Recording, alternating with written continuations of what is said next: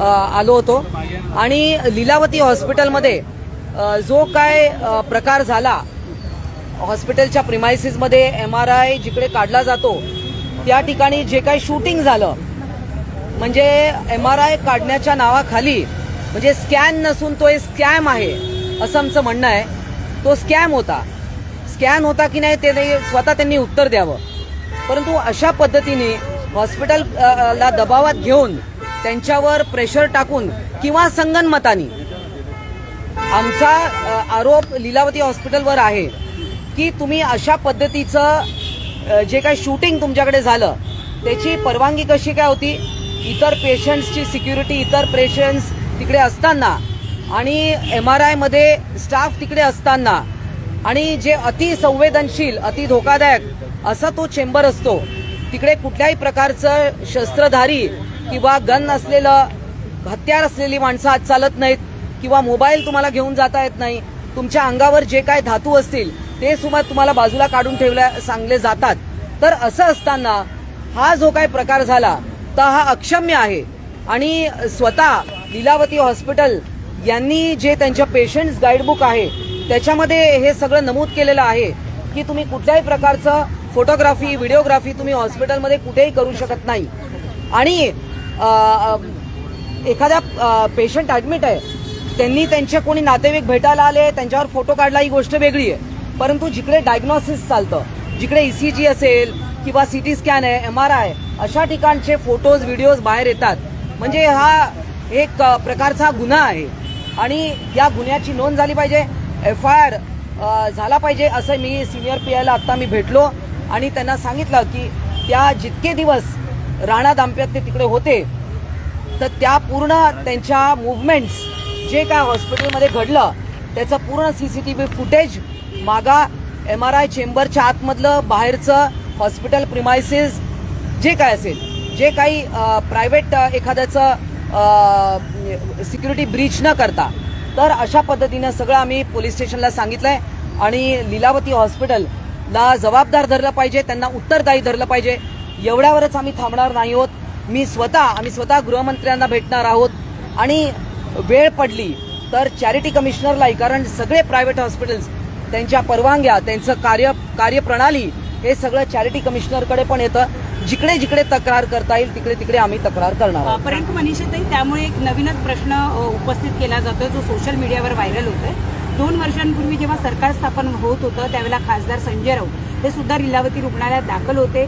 त्यांचे फोटोज नाही तर त्यांचे चक्क इंटरव्ह्यू लीलावती रुग्णालयातून गेलेले आहेत. तर त्याबद्दल शिवसेना आक्षेप का घेत नाही? आज आक्षेप घेत आहे जेव्हा राणा दाम्पत्य तिथे होतं. बरं झालं तुम्ही हा प्रश्न विचारला. आक्षेप का घेतला नाही, तुम्ही हा प्रश्न विचारला ते फार बरं केलं, कारण ते त्यांच्या रूम मध्ये झालं.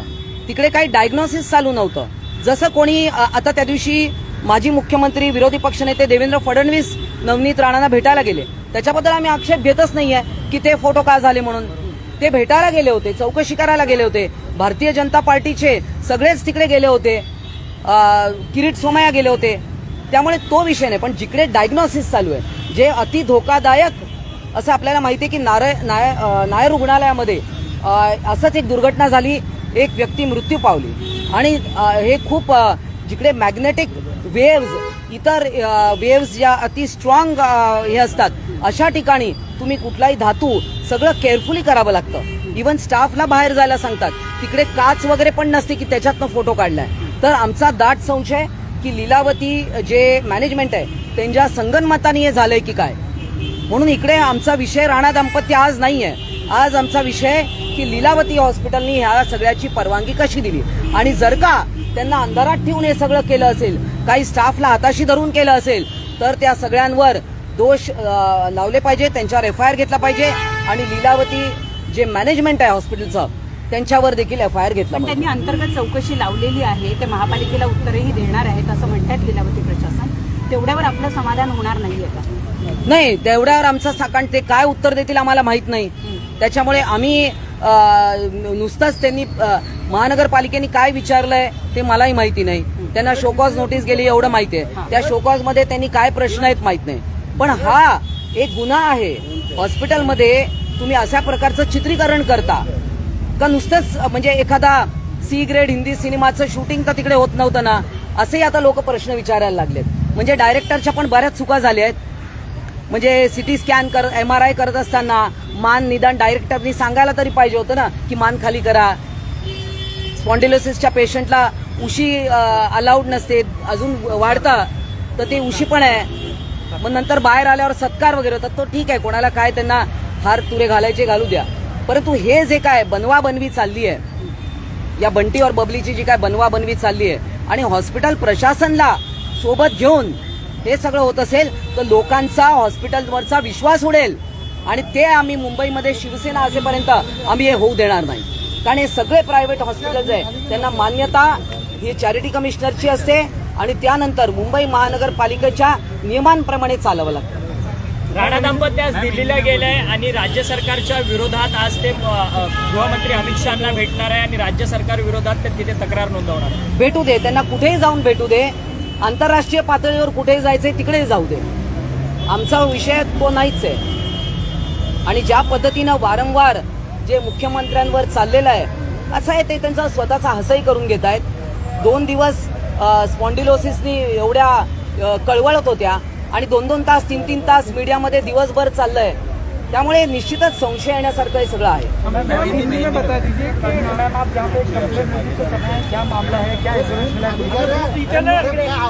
ऐसा है कि लीलावती रुग्णालय में उस दिन जो MRI करते हुए या करने के पहले करने के बाद करते हुए जो फोटोज वीडियोज रिलीज हुए वो हाईली ऑब्जेक्शनेबल है. इस प्रकार की अगर बातें किसी हॉस्पिटल में होती है तो ये ब्रीच ऑफ सिक्योरिटी है, ब्रीच ऑफ ट्रस्ट है between the patient, between the relatives. काफी सारे इसमें इन्वॉल्व है बातें. तो हमने आज पुलिस स्टेशन में मिले सीनियर PI से और उनको हमने निवेदन दिया है कि लीलावती रुग्णालय को आप बुलाइए, उनका सारा 2-3 दिन का जो फुटेज है वो आप मंगाइए और ये MRI सच में हुआ या सिर्फ शूटिंग हुआ इसकी पूरी जानकारी होनी चाहिए, इसकी पूरी तहकीकात होनी चाहिए और हॉस्पिटल अथॉरिटीज पे जो कोई स्टाफ था उन पे रिस्पॉन्सिबिलिटी फिक्स होनी चाहिए. हम होम मिनिस्टर से भी मिलेंगे, मैं इसको विधान परिषद में भी उठाऊंगी.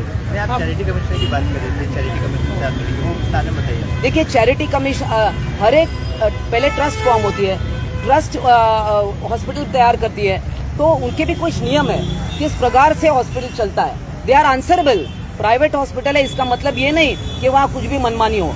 कल किसी का ECG निकाल रहे उसका आप वीडियो जारी करो, कल किसी का MRI हो रहा है उसका आप वीडियो बनाओ, ये सब परमिशंस नहीं है. दिस इज नॉट अलाउड. इसी तरीके से वायरल हुई थी जब वो वहाँ पे एडमिट थे तब. अच्छा हुआ. कुछ देखिए विरोधी पक्ष के नेता देवेंद्र फडणवीस नवनीत राणा से मिलने गए थे, है ना. तो पेशेंट को मिलना उसमें कोई पाबंदी नहीं है. उसके फोटो आपके रिलेटिव्स जाते हैं, किसी को देखना है, रिलेटिव से बात करनी है, आजकल तो व्हाट्सएप पे वीडियो कॉल भी होता है. मगर ये जब इन्वेस्टिगेशन चल रहा हो और उनका सारा मैटर सबजुडिस है, जो महत्वपूर्ण बात है उनको जो बेल मिली है वो पूरी तरह सशर्त है. उनका बिहेवियर वो क्या करते हैं बाहर जाके, उनको तो ये भी कहा है कि मीडिया से बात नहीं करनी है. सभी चीज़ों का उन्होंने उल्लंघन किया है. मगर आज विषय ये नहीं है, आज विषय है कि लीलावती हॉस्पिटल क्या उनके मिलीभगत है या उनको भी अंधेरे में रख के ये सब हुआ है. मैम आप तो आई हैं यहाँ पे तकरार देने के लिए, BMC ने भी जो है नोटिस दी है. क्या कार्रवाई हो सकती है अगर 48 घंटों में लीलावती हॉस्पिटल नहीं. हिंदी में पहले खत्म करेगा. नहीं जो शोकॉज नोटिस दी गई है अपना IGP, तो उसका जवाब तो लीलावती हॉस्पिटल का जो मैनेजमेंट है उनको देना ही पड़ेगा. और उन्होंने क्या मांगा है और क्या देते हैं उसका तो हम वेट भी करेंगे, हम भी वेट करेंगे. और जिस तरह आप लोग पूछ रहे हैं तो रूम के अंदर का जो फोटो आते हैं या वीडियो उसको किसी का ऑब्जेक्शन नहीं है, क्योंकि और रूम पेबल प्राइवेट रहती है, पेबल रहती है. लेकिन जिस रूम में MRI हो रहा है, जिस रूम में एक्सरे हो रहा है, रेडिएशन दिया जाता है, तो उसको रिस्ट्रिक्शन होता है. उसमें आप जो शूटिंग करते हैं उसके लिए हमारा ऑब्जेक्शन है. बाकी अभी हमें पता है सोशल मीडिया में हमें पूछ रहे हैं कि संजय राउत, एकनाथ शिंदे, लेकिन वो उनके रूम में है वो कामकाज कर रहे हैं वो दिखाए। तो हमें भी नवनीत राणा के पास जितने लोग मिलने गए वो कैसी थी, उसके हस्बैंड और उनका प्यार का जो माहौल, वो इट्स ओके, वो होना ही है और होता भी है। बहुत दिन के बाद दोनों बिछड़े हुए मिल गए, तो हमें उसका ऑब्जेक्शन है ही नहीं।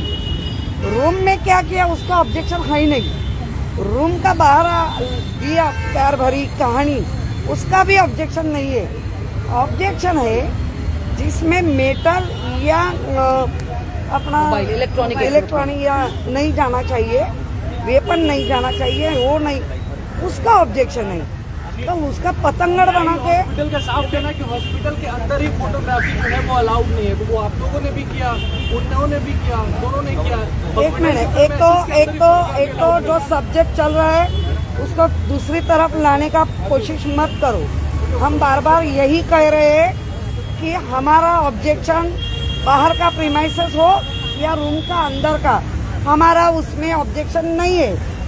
क्योंकि वो जो आपका ऑब्जेक्शन नहीं था, ये कहना था कि अस्पताल ने ये कहा है, ये तो आपका पर्सनल ऑब्जेक्शन है ना मैम? हाँ। हमने यही कहते हो कि बाहर भी कोई निकालता है, हाँ। रूम में अंदर निकालता है, खुद एडमिट हुए, हाँ। आए हुए सबका, तो वो नो प्रॉब्लम, क्योंकि वो उनका पेबल रूम होता है, सेपरेट होता है, उसमें दूसरा पेशेंट नहीं होता है, दूसरा पेशेंट की सिक्योरिटी नहीं बाधित होती है। ये सवाल है कि जिसमें कुछ भी हादसा हो सकता था और हुआ भी है नायर में, इसीलिए वो प्रिकॉशंस लीलावती के चोरी या मैनुअल में लिखा हुआ है। हाँ, क्या एमआरआई सेंटर आईसीयू में ही नहीं हो सकता।